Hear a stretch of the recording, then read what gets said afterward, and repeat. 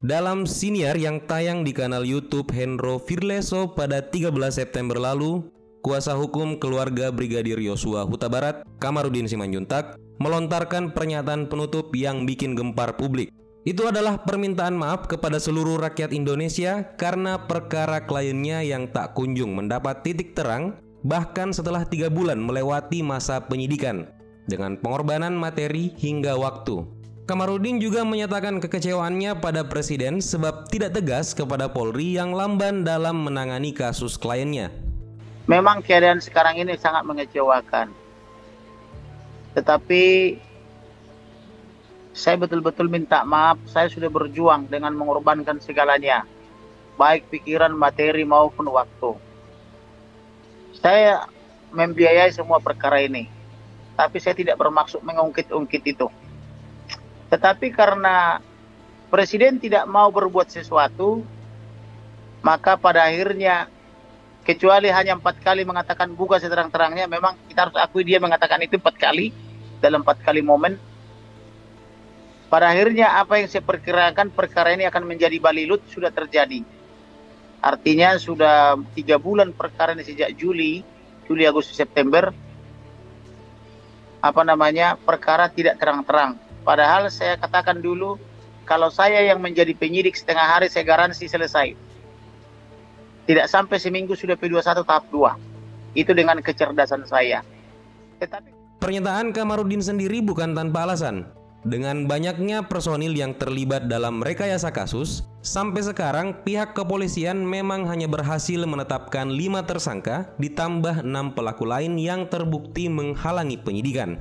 Presiden membiarkan Polri terjebak dalam lumpur itu, akhirnya mereka sampai dengan hari ini mereka tetap tidak bisa keluar. Sehingga harusnya sudah banyak tersangka, minimal 35-36 tersangka.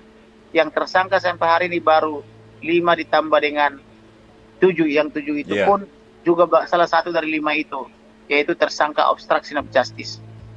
Oleh karena itu, saya atas nama penasihat hukum atau tim penasihat hukum atau sebagai ketua tim penasihat hukum menyampaikan permohonan maaf kepada seluruh warga negara Indonesia karena tidak bisa memenuhi harapan masyarakat.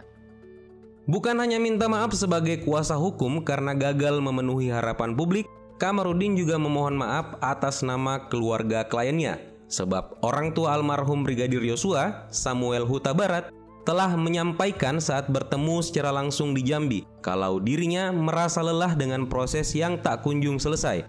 Hal ini lagi-lagi berhubungan dengan lambannya penyidikan yang dilakukan oleh kepolisian. Kemudian saya juga memohon maaf atas nama keluarga karena Pak Samuel sebagai orang tua daripada almarhum sudah menyatakan sudah selesailah, toh anak saya nggak bisa kembali. Kemarin ketika saya ke Jambi, beliau berpesan sudah cukuplah. Kami udah capek, Pak. Kami mendengar aja capek. Demikian juga masyarakat bilang kami hanya mengikuti saja capek, apalagi Bapak yang melakukan katanya. Saya sebagai yang melakukan, walaupun saya sampai sakit-sakitan, sampai batuk-batuk, melayani 3.000 sampai 4.000 WhatsApp per hari, melayani berbagai televisi bisa 3 sampai 5 kali sehari, saya sebenarnya nggak merasa capek. Tetapi karena di kepolisian tidak bergerak atau sangat lamban, maka Pak Samuel di hari Sabtu yang kemarin mengatakan sudah cukuplah. Toh anak saya tidak bisa kembali hidup lagi katanya. Beberapa pernyataan itulah yang sempat membuat sang kuasa hukum serta keluarga korban diisukan menyerah oleh beberapa media. Namun dugaan itu sudah ditepis oleh yang bersangkutan dalam siniar di kanal Irma Huta Barat yang tayang secara langsung pada 18 September lalu.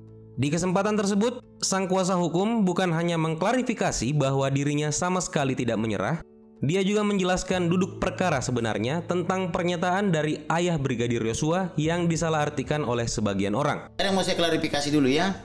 Kemarin itu saya diundang karena mereka tiap hari terus mengundang, akhirnya saya pulang malam-malam, tengah malam saya bicara juga di YouTube-nya atau podcastnya Pak Hendro Firleso. Hendro Firleso di mana itu, Abang? Di YouTube-nya. Oke. Waktu itu saya jelaskan bahwa ayah almarhum sudah jenuh dan itu hadir di situ toh, waktu di Jambi itu. Jadi dari 5 atau 6 surat kuasa yang kita dapat, dia bilang yang sudah jalan biarlah jalan, tapi yang belum tak usah dijalankan karena kami sudah lelah dan bosan atau jenuh, karena satu surat kuasa saja atau satu laporan polisi saja 3 bulan nggak tuntas. Ya, betul.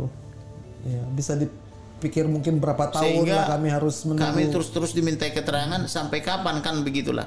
Toh tidak membuat anak saya kembali. Kebanyakan menggunakan logika. Ya. Sudahlah, toh anak saya nggak kembali lagi. Kata Samuel Huta Barat, sudah cukup lah itu. Yang sudah jalan aja, yang belum nggak usah dilaporkan lagi. Nah, kami sudah tetap bosan, katanya kan gitu. Nah, rupanya penjelasan saya itu dipotong-potong. Iya. Jadi ada yang mengatakan Kamarudin Simanjuntak sudah mundur, menyerah. Kamarudin sudah mundur.